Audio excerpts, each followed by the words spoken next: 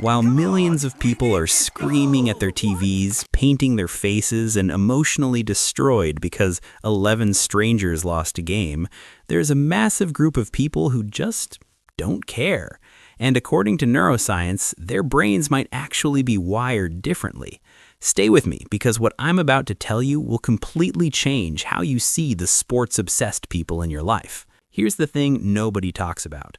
Not caring about sports doesn't make you boring. It doesn't mean you lack passion, and it definitely doesn't mean something's wrong with you.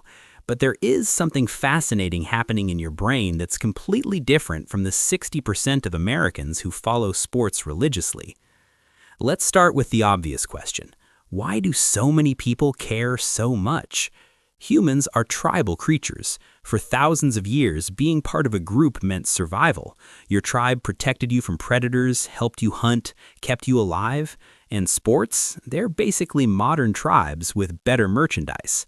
When someone watches their team, their brain releases oxytocin, the bonding hormone, the same chemical that makes you love your family. Wild, right? Their brain literally tricks them into thinking these millionaire athletes are part of their clan. But here's where it gets interesting. People who don't obsess over sports often have what psychologists call lower tribal instincts. Their identity isn't as strongly tied to being part of a group. They're more individualistic. They're more likely to say, I don't need to belong to something bigger to feel complete. And there's actual research on this. A 2019 study found that people with low sports interest showed way less us versus them thinking. Translation, they don't automatically hate the other team just because they're not on their side. But wait, it gets weirder. Because what happens in the brain of a sports fanatic during a game is legitimately concerning. You know that feeling when you're about to open a present? That anticipation? That's dopamine firing in your brain. Sports fans get that same hit during games. Every play, every possession. Constant microdoses of anticipation and reward. It's literally addictive. Studies using fMRI scans show that watching your team activates the same reward centers as gambling and other highly compelling activities. And here's the kicker. The uncertainty is what makes it so powerful. You don't know if your team will win. That unpredictability keeps the dopamine flowing. It's intermittent reinforcement, the most addictive reward schedule known to psychology, the same principle that makes slot machines so effective. The mechanism is eerily similar to other forms of behavioral addiction. Your brain doesn't distinguish much between different sources of dopamine, it just knows it wants more. People who don't care about sports, their dopamine systems simply aren't triggered by vicarious competition, and this might be genetic. Research from the University of Chicago suggests that variations in dopamine receptor genes can predict how much someone cares about competitive spectator activities. Think about that. Your complete indifference to whether the Lakers win or lose might literally be in your DNA. But there's another layer. Sports fans experience something called burging, basking in reflected glory. When their team wins, they say, "We won." When their team loses, "They lost." Notice the pronoun switch? People who don't obsess over sports are less likely to engage in this psychological distancing. They're more consistent in their self-concept. They don't need external victories to feel successful.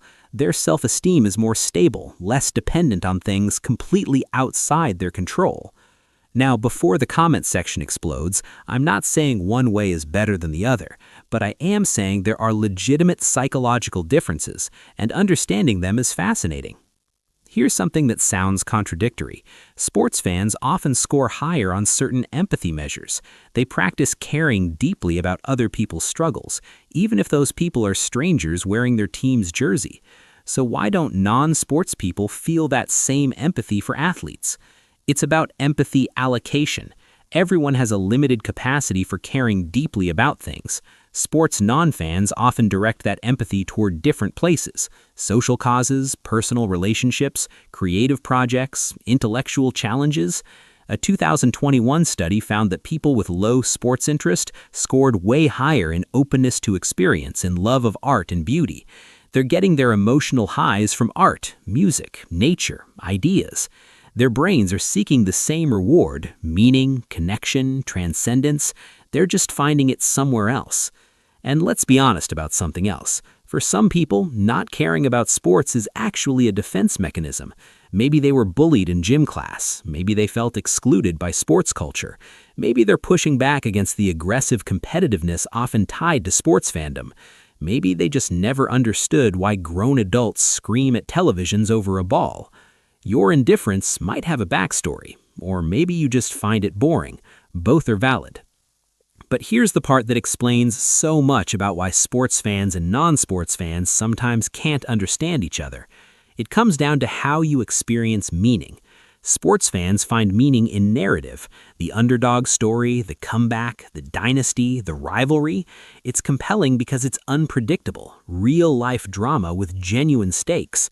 People who don't care about sports often find that randomness meaningless. They think, why would I emotionally invest in an outcome I can't control, performed by people I don't know in a game that doesn't affect my actual life? They're not wrong, but neither are sports fans. It's just two different approaches to the human need for story and meaning. One group finds epic narrative in a championship run. The other finds it in a novel, a relationship, a creative project, a scientific discovery. Here's what researchers call parasocial investment versus direct engagement. Sports fans build one-sided relationships with teams and players. Non-sports people prefer investing emotional energy where there's actual reciprocity, where their care matters to the outcome, where they're participants, not spectators. Neither is superior, they're just different strategies for navigating the human experience. Psychologist Mihaly, who studied optimal experience, found that flow states, those moments of complete absorption, can be achieved through countless activities. For some, it's watching sports. For others, it's literally anything else. And here's what's really interesting. People who don't obsess over sports often report feeling more present in their own lives. They're not spending 3 hours every Sunday experiencing someone else's struggle. They're engaged in their own. There's something quietly radical about that. So what does all this mean? If you don't care about sports, you're not missing out on some fundamental human experience. You're just different. Your brain's reward system, your tribal instincts, your empathy allocation, they're all calibrated differently, and that's perfectly okay. The next time someone asks, "Did you see the game?" and you genuinely could not care less, remember, you're not broken, you're not boring, you're just playing a different game. One that might, just maybe, have higher stakes. If this resonated with you, you're probably going to love why quiet people are actually processing information completely differently than everyone else, and why that might be your biggest advantage. Click one of these videos to find out why you think a little differently than the crowd.